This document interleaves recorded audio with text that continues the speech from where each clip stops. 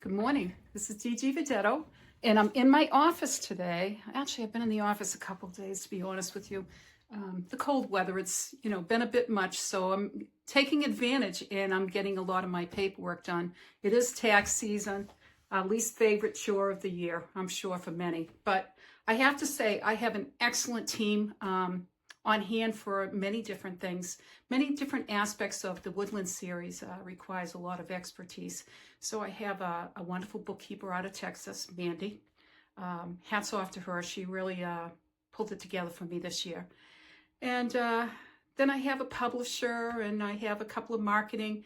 I have 2D and 3D coming, and as well as an app. So very exciting times, but very busy. So I'm scoping out my next trip, my next winter walk.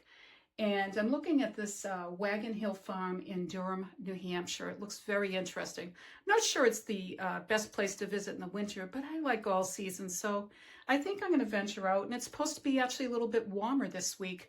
I think we're actually going to make, 35 to 38 degrees. But that also means that we're going to have some snow melt, potential ice dam. So there's still a little bit of residual, cleanup from Fern and actually another little storm that came through. I don't know about you, but I need a little bit of a break from snow. It's a lot of work, and it prevents me from being my creative self to some degree. So that being said, I've been working on a new playlist that I'm going to share a little bit about my childhood down on the lake. Wonderful carefree days. I like to fish.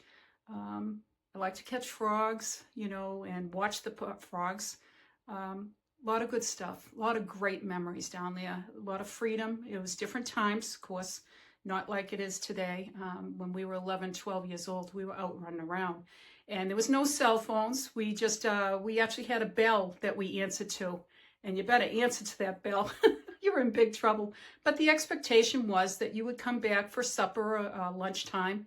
And the whole neighborhood and lake, everybody looked out for everybody.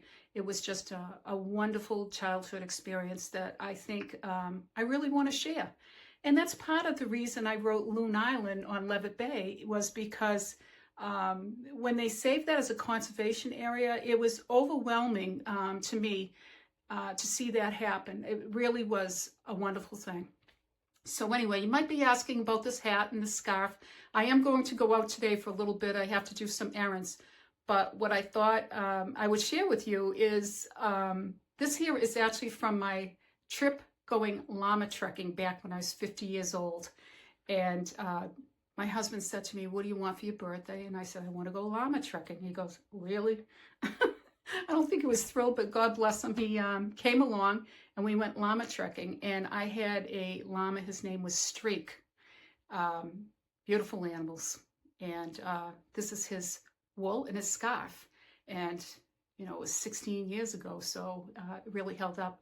And natural fiber is just wonderful. They wear forever with proper care. Same smart wool socks, all those things that are great as a Woodlands enthusiast, because you need the warmer clothing. So even though this is thin, it's very warm.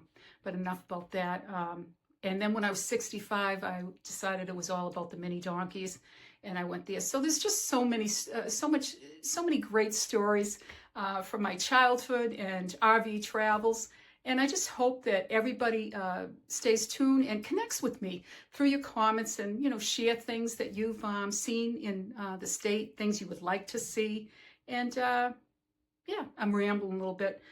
So I'm going to get back to completing my tax organizer for my CPA and some of the other things that I'm not real thrilled about, but I feel good that it's just the first part of February and I'm almost ready to submit everything. So that's great. And hats off to my team for keeping things running along, and stay tuned. All right. Have a great day now.